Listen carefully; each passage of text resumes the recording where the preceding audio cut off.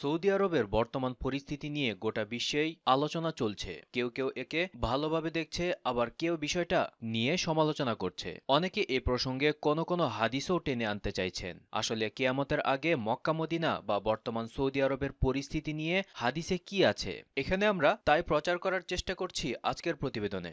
ঈমান মদিনার দিকে ফিরে আসবে। হযরত আবু হুরায়রা রাদিয়াল্লাহু আনহু সূত্রে বর্ণিত, রাসূল সাল্লাল্লাহু আলাইহি ওয়াসাল্লাম ইরশাদ করেন, নিশ্চয়ই কিয়ামতের পূর্বক্ষণে ঈমান মদিনা মুনাওয়ারার দিকে এমনভাবে প্রত্যাবর্তন করবে যেমন সাপ তার গর্তের দিকে ফিরে আসে। বুখারীর হাদিস 1876।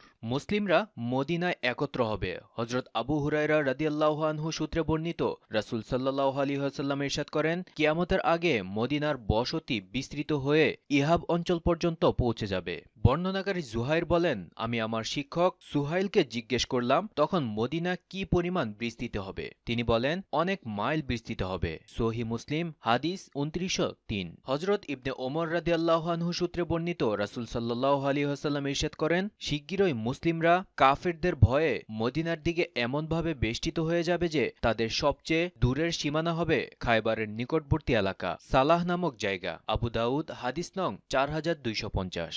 দাজ্জাল মক্কা মদিনায় ঢুকতে পারবে না। হযরত আনাস ইবনে মালিক রাদিয়াল্লাহু আনহু সূত্রে বর্ণিত, রাসূল সাল্লাল্লাহু আলাইহি ওয়াসাল্লাম ইরশাদ করেন, এমন কোনো শহর নেই যেখানে দাজ্জাল প্রবেশ করবে না, তবে মক্কা মুকাররমা ও মদিনা মুনাওয়ারা ছাড়া। কেননা মক্কা ও মদিনার প্রতিটি প্রবেশপথে ফেরেশতারা সারিবদ্ধভাবে পাহারায় থাকবেন। তারপর মদিনা শরীফ 3 বার ভূমিকম্পে কেঁপে উঠবে। এতে সেখান থেকে সব কাফের ও মুনাফিকরা বের হয়ে যাবে।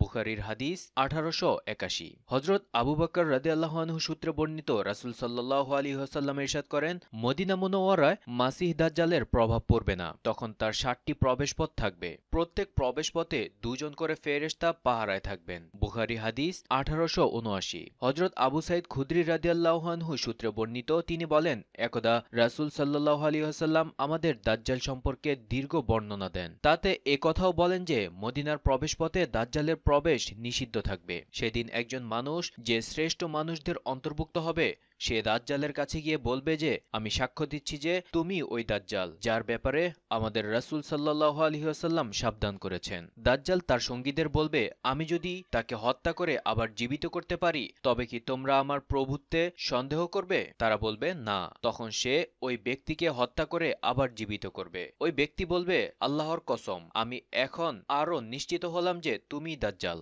তখন দাজ্জাল বলবে, তাকে আমি হত্যা করব, কিন্তু সে আর তাকে হত্যা করতে সক্ষম হবে না। বুখারীর হাদিস নং 1882। হেজাজ থেকে আগুন বের হবে। হযরত আবু হুরায়রা রাদিয়াল্লাহু আনহু সূত্রে বর্ণিত, রাসূল সাল্লাল্লাহু আলাইহি ওয়াসাল্লাম ইরশাদ করেন, ততক্ষণ পর্যন্ত কিয়ামত সংঘটিত হবে না যতক্ষণ হেজাজের জমিন থেকে এমন ভয়াবহ আগুনের আবির্ভাব হবে না, যার ফলে বুশরার উটের গর্দানও আলোকিত হয়ে যাবে। বুখারী হাদিস 7118। মক্কার দিকে অগ্রসরমান শত্রু বাহিনী ভূমিধসে পতিত হবে। হযরত উম্মে সালামা রাদিয়াল্লাহু আনহু সূত্রে বর্ণিত, রাসূল সাল্লাল্লাহু আলাইহি ওয়াসাল্লাম ইরশাদ করেন, জনৈক আশ্রয় গ্রহণকারী বাইতুল্লাহ শরীফে আশ্রয় গ্রহণ করবে। তখন তাকে পাকড়াও করার জন্য সৈন্য পাঠানো হবে, কিন্তু ওই দল যখন বাইদা নামক স্থানে এসে পৌঁছবে, তখন ভূমিধসে সবাই তলিয়ে যাবে। উম্মে সালামা রাদিয়াল্লাহু আনহু বলেন, আমি আরজ করলাম, হে আল্লাহর রাসূল, তাদের মধ্যে যদি কেউ এমন হয় যে সে ওই দলে স্বতঃস্ফূর্তভাবে অংশগ্রহণ করেনি, বরং তাদের জোরপূর্বক নেওয়া হয়েছে,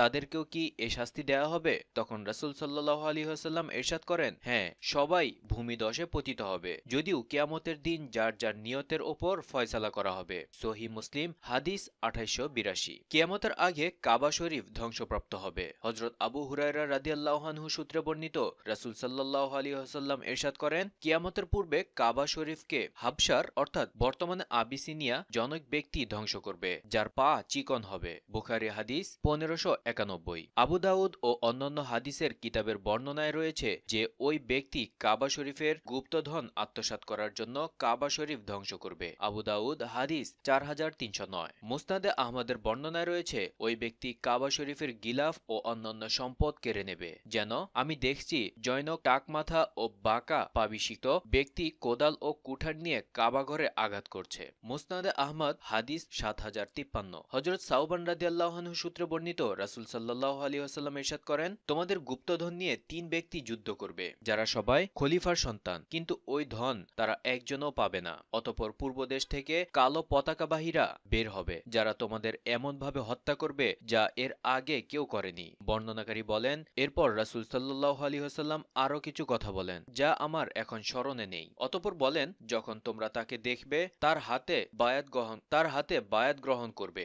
বরফের ওপর হামাগুড়ি দিয়ে এসে হলেও, কেননা তিনি হলেন আল্লাহর খলিফা মাহদী। সুমানে ইবনে মাজাহ হাদিস 4084। এ হাদিসে গুপ্তধনের ব্যাখ্যায় আল্লামা সিন্দিহ রাহমাতুল্লাহ আলাইহি বলেন, এর দ্বারা আরবের রাজত্ব বোঝানো হয়েছে। ইমাম ইবনে কাসির রাহমাতুল্লাহ আলাইহি বলেন, এখানে ব্যাহত গুপ্তধন দ্বারা কাবা শরীফের গুপ্তধনই উদ্দেশ্য হওয়া বোঝা যায়। সঙ্গে সঙ্গে এ কথা বোঝা যায় যে কিয়ামতের আগে ওই কালো পতাকাবাহীরা ইমাম মাহদীর সঙ্গে যুক্ত হবেন এবং ইমাম মাহদীর দলভুক্ত হবেন। হাদিস হাশিয়াতুস সিন্দি আলা ইবনে মাজাহ। কিন্তু আমরা দেখতে পাই যে যুগে যুগে সেই আব্বাসী খেলাফতের শুরু লগ্ন থেকে অনেকেই নিজেদের ওই দল বোঝানোর জন্য কালো পতাকা নিয়ে অভিযোগে নেমেছে। কেউ বা নিজেদের মাহদীও দাবি করে বসছে। এগুলো সম্পূর্ণ মিথ্যা, বরং ওই দলের ব্যাপারে আল্লাহ তাআলাই ভালো জানেন। ইমাম মাহদীর ব্যাপারে অনেক হাদিসেই বিভিন্ন আলামত ও অবস্থা বর্ণনা করা হয়েছে, যেমন তিনি নিজেকে গোপন রাখবেন, তবে নেককাররা তাকে চিনে ফেলবেন। তিনি হযরত হাসান রাদিয়াল্লাহু আনহু এর বংশের হবেন, তার নাম